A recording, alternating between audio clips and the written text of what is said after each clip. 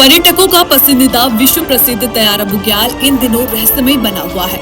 इस बुग्याल में छिपे रहस्य ने शासन प्रशासन की नींदें उड़ा दी है।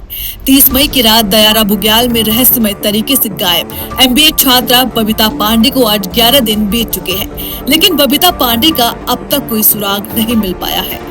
ITBP, सेना, NDRF, SDRF, पुलिस, वन विभाग और आपदा प्रबंधन विभाग की संयुक्त टीमें लगातार रेस्क्यू ऑपरेशन चला रही है। इनकी मदद को नीम की टीम भी शामिल है।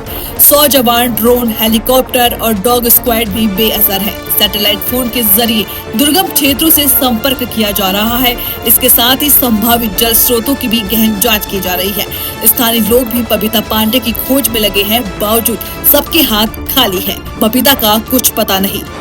12,000 फीट से अधिक ऊंचाई पर फैले घने जंगलों, गहरी खाइयों, चट्टानों और दुर्गम पहाड़ी इलाकों के साथ रहस्य और गहराता जा रहा है। बबीता पांडे के साथ उस रात आखिर क्या हुआ? पहाड़ों की खामोशी कई सवाल अपने भीतर समेटे बैठी है। मैं ये कह रही हूँ ना, जितने लोग ये सब वहाँ गए थे, इनके यहाँ से नंबर नोट, आधार कार्ड और उनमें नंबर, फोन नंबर भी होते हैं। सबको मतलब वो देख करके मैं गाड़ियों की चेकिंग हैकिंग करवाए उस तारीख की, क्या पता चल जाए कहाँ गई। रेस्क्यू अभियान में शामिल अधिकारियों का कहना है कि ट्रैक रूट के हर संभावित रास्ते, हर ढलान, हर जंगल और हर ऐसे स्थान की कई बार तलाशी ली जा चुकी है जहां किसी व्यक्ति के फंसने या भटकने की संभावना हो सकती है। बावजूद इसके अब तक ऐसा कोई सुराग नहीं मिला है जो बबीता तक पहुंचने में मदद कर सके। दिनांक 31 मई 2026 को रात्रि लगभग 10:30 बजे भटवाड़ी चौकी से सूचना मिली कि एक ट्रैकिंग दल जो कि दयारा बुग्याल की तरफ गया हुआ है, उसमें से एक महिला जिसका नाम बबीता पांडे बताया गया, रहस्यमयी संदिग्ध परिस्थिति में लापता हो गई। इसकी सूचना मिलते ही तुरंत जो है SDRF की टीम वन विभाग के साथ जो है मौके की ओर निकल गई थी और जब से ही जो है उनकी तलाशी अभियान जो है चल रहा है। इसकी बड़ी व्यापक स्तर पे सर्च एंड रेस्क्यू ऑपरेशंस चल रहा है, जिसमें SDRF, उत्तराखंड पुलिस और वन विभाग की टीम संयुक्त रूप से स्टार्टिंग से सर्च एंड रेस्क्यू ऑपरेशन चला रही है। इस बाद में इस अभियान का दायरा और बढ़ाते हुए इसमें NDRF की टीम, NIM की टीम और स्थानीय प्रशासन, वन विभागीय और जो स्थानीय ग्रामीण भी है वो भी इसमें सर्च एंड ऑपरेशन में मदद कर रहे हैं। और जो है इसमें जो मैनुअल सर्च एंड रेस्क्यू के अलावा जो टेक्निकल जो भी इसमें सहायता हो सकती है टेक्निकल इक्विपमेंट्स के द्वारा, वो भी कर रही है। जो सर्च एंड रेस्क्यू ऑपरेशंस हैं ये लगभग अभी फिलहाल में 100 से ज्यादा लोग इसमें लगे हुए हैं और जो सेक्टर का डिवीजन करके जो है इसमें सर्च एंड रेस्क्यू ऑपरेशन चल रहा है, जिसकी वजह से डुप्लीकेशन ना हो और बड़े ही व्यवस्थित तरीके से हम लोग जो है सर्च एंड रेस्क्यू ऑपरेशन चला रहे हैं।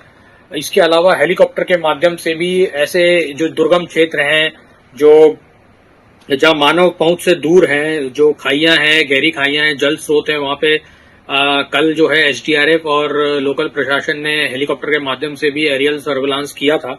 इसके अलावा कैनाइन डॉग के द्वारा भी इसमें डॉग्स को भी सर्च ऑपरेशन में लगाया गया है। एक झील वहां पे डोई के पास में देखी गई थी, जहां पे हो सकता था कि वहां पे भी संभावित हो सकता था कि वहां पे भी हो सकती है कोई कुछ। तो उसके लिए हमारी डीप डाइविंग जो चिन्यालीसोड़ में SDRF की डीप डाइविंग टीम रहती है, उसने भी वहां पे अंडर वाटर ड्रोन और इसके द्वारा सर्चिंग ऑपरेशन चलाया गया था।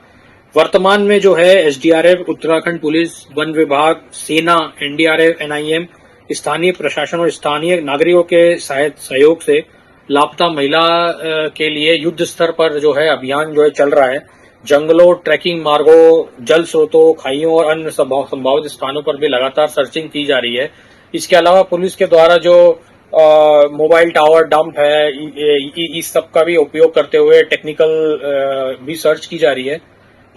हम जो है कोई भी कसर नहीं छोड़ रहे हैं इसमें सर्च ऑपरेशन में और इसमें जो है जल्दी कुछ सफलता मिलने की उम्मीद है। उस रात को जो है 11 बजे के बाद जो है बहुत तेज बारिश हुई है और जैसा कि वो लड़की चप्पलों में थी, बहुत दूर जाने की संभावना नहीं है। एक थ्योरी ये भी निकल के आ रही है कि हो सकता है उसके साथ कुछ गलत हुआ हो, उसको मार के कहीं गाड़ दिया गया हो। लेकिन यहाँ पर यह सोचने की बात है कि उस जगह कहां से तो गैंती आएगी, कहां से सब्बल आएगी, कहां से रम्मा आएगा और कितनी मेहनत करनी पड़ेगी उस बरसात में। और जो भी वहां पर लोग हैं, टूरिस्ट हैं, बाहर के हैं, उनके पास इस प्रकार का सामान आना संभव ही नहीं है। दूसरा, जंगलात वहां पर इतनी सख्त है कि वहां पर इस प्रकार के औजार हो ही नहीं सकते। तो इस चीज से तो पर्दा बिल्कुल, मतलब हमको इस चीज की शंका नहीं करनी चाहिए कि उसके साथ कुछ गलत हुआ है। वो जहां गई है अपने पैरों से गई है, अपने कदमों से गई है, और जब तक वो मिलती नहीं है तब तक हमें यही समझना चाहिए कि वो जीवित है। तो मेरा यही निवेदन है शासन प्रशासन ने कि उसकी खोज के लिए चाहे हेली सेवा करें, चाहे ड्रोन से करें, लेकिन पूरी जान लगा दें। हो सकता है वो लड़की सकुशल मिल जाए, क्योंकि एक यहाँ पर एक छिपावा पहलू है कि उसके एक दोस्त कोई और भी हरसिल में, ऐसे जो बातें उड़ के आ रही कि एक आध उसके दोस्त हरसिल में थे। हो सकता है कि कोई ऐसी प्लानिंग ना हो कि हम कुछ समय के लिए हिडन स्लोप्स में कहीं छुप जाए। बबीता के भाई के मुताबिक बबीता कोई सामान्य पर्यटक नहीं थी, बल्कि उसे ट्रैकिंग का अच्छा खासा अनुभव था। परिवार के मुताबिक बबीता आसानी से रास्ता भटक नहीं सकती है। बबीता के परिवार वालों ने बबीता के सुरक्षित घर लौटने का इंतजार कर रहे हैं। हम भी मतलब 4 दिन से 5 दिन से लगातार अपनी बहन की तलाश में लगे हुए हैं।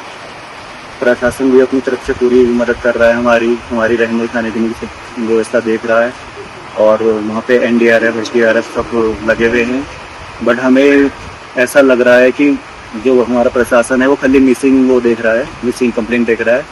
बट उनको कम से कम 1-2 चांसेस और हैं कि किडनैपिंग का या कुछ और भी केस है, उनको उसमें भी थोड़ा ध्यान देना चाहिए। तो ऐसी जगह में सर वो हमारी सिस्टर जो है, बहन जो है छोटी, उससे ट्रैकिंग की बहुत नॉलेज है काफ़ी टाइम से। अगर वो मतलब मिसिंग भी अगर हो गई है तो वो अपने आप को संभाल सकती है। वो इतने दिन में हमें कोई कॉल करने की कोशिश करती है, कुछ ना कुछ तो करने की कोशिश करती है, कैसे भी करके। सर मैं उससे ये भी बोलना चाहूँगा, अगर वो मुझे कहीं से देख भी रही है, अगर एक चांस से बनता है कि वो कहीं चले गई है तो ये अच्छी बात है हमारे लिए कि अगर चले गई है इस जंगल से, अगर वो नीचे जा सकती है तो अच्छी बात है हमारे लिए। और अगर वो कहीं भी है, कोई वीडियो हमारी वीडियो देख रही है, तो वो हमें कॉल करने की कोशिश करे, हमसे संपर्क करे।